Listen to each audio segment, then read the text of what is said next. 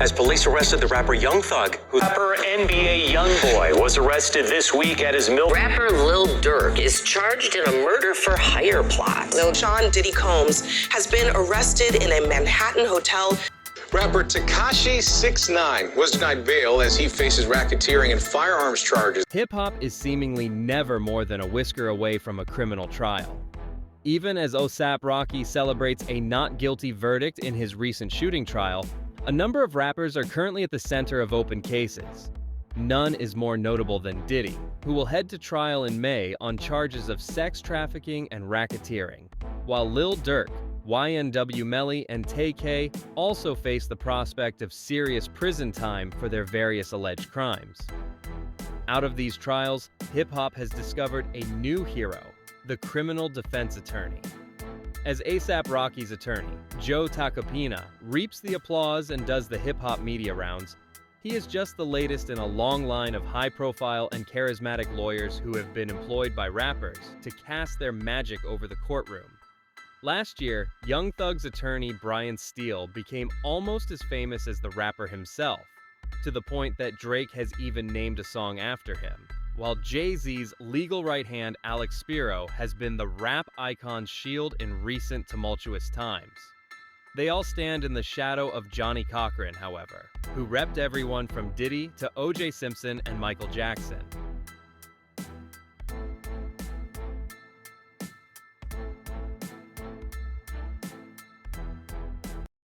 Two Live Crew, 1990, the OG hip-hop trial, and one that had massive ramifications for the genre, as well as free speech itself. The infamous Miami rap group, who had developed a deserved reputation for sexually explicit lyrics, had angered critics so much that their third album, 1989's As Nasty as They Wanna Be, was legally defined as obscene and banned from some retailers. And they don't know where EC Records is. They don't know nothing about the damn Get Over. Days after the ruling, Two Live Crew were arrested at a concert in Florida for performing songs from the album. The group were eventually acquitted, while a record store owner who was prosecuted for selling the album also had his conviction overturned. At one point, it turned into a shouting match. When are you going to give back to the state of Florida the proceeds from your sale of this album to children? Would you? Hey, Jack, have a nice day. Jack, you're losing, Jack. I went to jail for hip-hop, so you could say the shit you're saying on record, don't you forget it, Uncle Luke reminded other rappers on social media last year. It's not even about my trial no more. It's just about loud rap music, tattoo-having thugs. It's not even... Tupac, 1995. In the final years of his tragically young life, Tupac could not move for controversy and legal battles. The most serious was when he and two other men were charged with sodomizing a woman in his hotel room in November 1993. The woman, Ayanna Jackson, claimed that she had consented to sexual activity with Pac on previous occasions. But in this instance, the rapper, as well as Haitian Jack, his tour manager Charles Fuller, and an unidentified fourth man allegedly took turns assaulting her. The way the world is today, a woman can say anything about a man and I'm guilty until proven. You know what I'm saying? It's like I don't even have a chance. Everybody already made me guilty. My career's already going this way. Pac would be acquitted of the sodomy charges but convicted for sexual abuse, though he always denied any wrongdoing. It is generally accepted that Tupac was at least in the hotel room during the assault. His release from prison in 1995, made possible by Suge Knight paying his $1.4 million bail, led to the rap war that would end his life. Snoop Dogg, 1996. Before Snoop Dogg was the self-appointed uncle to the world, he was an alleged killer. In 1993, fresh off his star turn on Dr. Dre's The Chronic and just months before his own debut album Doggy Style would shake up the game, Snoop and his bodyguard McKinley Lee got involved in an altercation with a 20-year-old man named Philip Woldemariam, which resulted in the latter being shot to death. Both Snoop and Lee were charged with murder. We, the jury in above entitled action, find the defendant, Calvin Brodus, not guilty of the crime of murder in the first degree. The Dogfather claimed self-defense, and with a little help from famed defense attorney David Kenner, both he and Lee were eventually acquitted almost 3 years later. As the not guilty verdict was read aloud, a then 24-year-old Snoop held his head in his hands, making for one of the most iconic photos in hip-hop history. Suge Knight later claimed that the case cost him $6 million, including paying off someone in Snoop's entourage who was attempting to blackmail the death row star. In the days before he was a billionaire, Jay-Z was a man of the streets, and in the early days of his fame, it was a mentality that got him into deep water. In 1999, after Volume 3, Life and Times of S. Carter had leaked ahead of its release. Hav and his crew confronted record executive Lance Rivera at a release party for Q-Tip's Amplified album, Rivera ending up getting stabbed. Jay subsequently turned himself in and pleaded not guilty to the attack. Probably 10 knives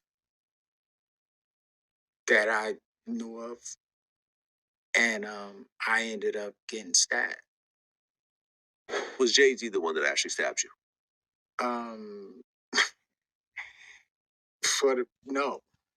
Jay-Z was not the guy who actually stabbed me that night. Despite initially battling the case, the Rockefeller rapper would eventually take a plea deal on the lesser charge of third-degree assault, which meant he only had to serve a probationary period. Rivera and Nas later claimed that Jay was not the assailant and sought to gain notoriety from the incident, while the Brooklyn-bred mogul hopped to the incident in his autobiography, Decoded. Please remember to like and subscribe. Thanks. Diddy and Shine, 2001. Long before being charged with sex trafficking, Diddy was involved in one of the most high-profile trials of the early 21st century that still causes debate to this day. Just days before the new millennium, the bad boy boss was out clubbing in New York with his then-girlfriend Jennifer Lopez and then-protege Shine. After a spilled drink, an argument escalated to guns being fired and 3 people were shot. And I just want to make you feel like comfortable, you know what I'm saying? Make your family feel comfortable. What exactly Combs meant by that is in dispute. As Puffy and J-Lo attempted to leave the scene, police found a gun in their car, resulting in the former being charged with assault with a deadly weapon. Shine would also be hit with an attempted murder charge over the shooting. While Diddy would be found not guilty, his bad boy signee was convicted of 5 different charges and was sentenced to a decade in prison. In recent times, Shine has claimed that a conspiracy was made against him to make him the fall guy, allowing Diddy to walk free. I had nothing to do with a shooting in this club. I was absolutely set up to be the fall guy. Mac Phipps, 2001. This was another case that posed a free speech threat to artists everywhere. Mac Phipps was a no-limit rapper on the rise in the late 90s who got involved in a melee before a show that ended when a 19-year-old was shot and killed in the chaos. Phipps was convicted of manslaughter, despite another man saying he had discharged the gun and a witness later admitting they lied about the rapper being the shooter. Dance floor, I was signing autographs, taking pictures with people, and I was talking to these 3 and heard a gunshot. I pulled my gun out and held it over my head because I didn't want to bump into anybody. People were yelling, "He got a gun," you know. Gucci Mane, 2005. Gucci Mane and Jeezy's feud is now the stuff of legend and occurred just as the 2 Southern rap stars were exploding into the mainstream. Things came to a bloody crescendo when Pookie Loc, a friend of Jeezy's, was shot and killed by Gucci in 2015. While nobody denies that Gucci fired the fatal bullets, there was much debate over the events that led up to the killing. Gucci was charged with murder, but claimed self-defense, saying that he was jumped by Pookie and a group of men at a house he was visiting. The rapper also managed to call on several eyewitnesses who backed up his claims. He needed to be in the ground. Put his ass where he supposed to be. He tried me. After sitting in jail for 9 months, Gucci was eventually found not guilty as the case collapsed. Please remember to like and subscribe. Thanks. T.I., 2008. Just as he was living up to his King of the South title and ready to unleash his 6th album Paper Trail, T.I. was brought back down to earth with lingering gun charges relating to an incident at the BET Hip Hop Awards in 2007. The charges were made worse by the fact that Tip was already a convicted felon. had guns in the car, machine guns and silencers in the car. I had a couple more handguns also in the car for protection, of course. Seeing the writing on the wall, he eventually agreed a plea deal with prosecutors that would see him spend a year behind bars and pay a $100,000 fine. The Grand Hustle General never quite managed to bounce back from the jail stint, which came at the worst time for his then red-hot career, and he has never strayed too far away from controversy or a lawyer since. 6ix9ine, 2018 to 2019. Rewind back to 2018 and 6ix9ine is a controversial but popular presence in hip-hop, particularly among younger fans thanks to hits such as Gummo and Fei Fei.